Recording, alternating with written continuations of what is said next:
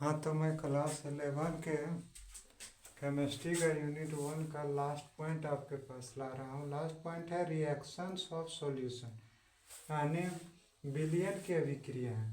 तो जब हम सॉल्यूशन के बारे में बात करते हैं तो सॉल्यूशन का दो पार्ट भी समझिए, एक सॉल्यूट होता है, दूसरा सॉल्वेंट होता है। सॉल्यूट यानी जिसका अमाउंट कम हो और सॉल्वेंट जिसकी मात्रा या अमाउंट अधिक हो।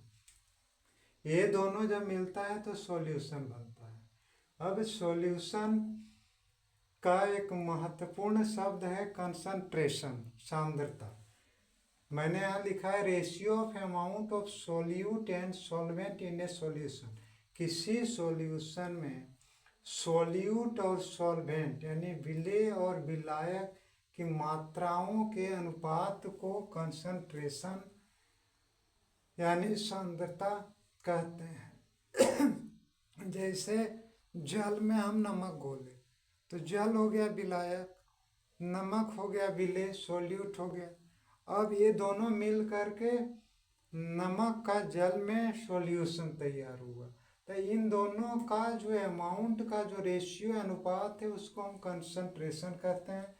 कंसंट्रेशन बहुत आवश्यक है डोमेस्टिक पर्पस के लिए, इंडस्ट्रियल पर्पस के लिए, मेडिकल पर्पस के लिए, समझ गए ना, क्योंकि इसके आधार पर ही उसका स्ट्रेंथ निश्चित होता है। अगला पॉइंट मैंने लिखा है strength of solution depends on it's concentration. किसी भी विलयन की जो प्रबलता है, क्षमता है, उसकी जो मजबूती है वह उसके कंसंट्रेशन पर निर्भर करता है। कहने का मतलब है कि कंसंट्रेशन बढ़ेगा तो उसका स्ट्रेंथ बढ़ेगा, कंसंट्रेशन घटेगा तो उसका स्ट्रेंथ घटेगा। जैसे कोई पौधा पर छिड़कने वाला दवाई है, अगर पानी में अधिक मात्रा में मिला दिया जाए तो उसका कंसंट्रेशन बढ़ जाएगा, और कंसंट्रेशन बढ़ेगा तो हो सकता है कि वह पौधा ये सब मर जाए। अब है कि हम लेबोरेटरी में तरह तरह के काम करते हैं तो उसमें एक प्रोसेस आता है एवोपोरेशन। एवोपोरेशन का मतलब हो गया कि लिक्विड टू गैस पोजीशन में बदलना। तो उसमें कंसंट्रेशन के बारे में जानना बिल्कुल ज़रूरी है, तभी हम अच्छी तरह से उन मेथड को, उस सिस्टम को हम कंडक्ट कर सकते हैं, डिमोन्स्ट्रेट कर सकते हैं। अगला है कि कैसे हम कंसंट्रेशन ज्ञात करें।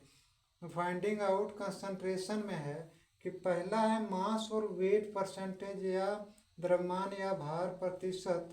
तो उसका फार्मूला है कि सॉल्यूट का मास बटे सॉल्यूशन का मास इंटू 100।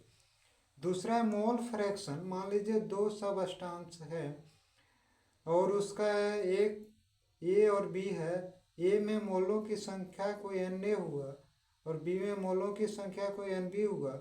तो मोल फ्रैक्शन निकालने का है कि जिसमें मोलों की संख्या कम है बटे टोटल मोलों की संख्या को निकालते हैं। तीसरा है मोलरिटी, जिसको हम लोग मोलरता कहते हैं।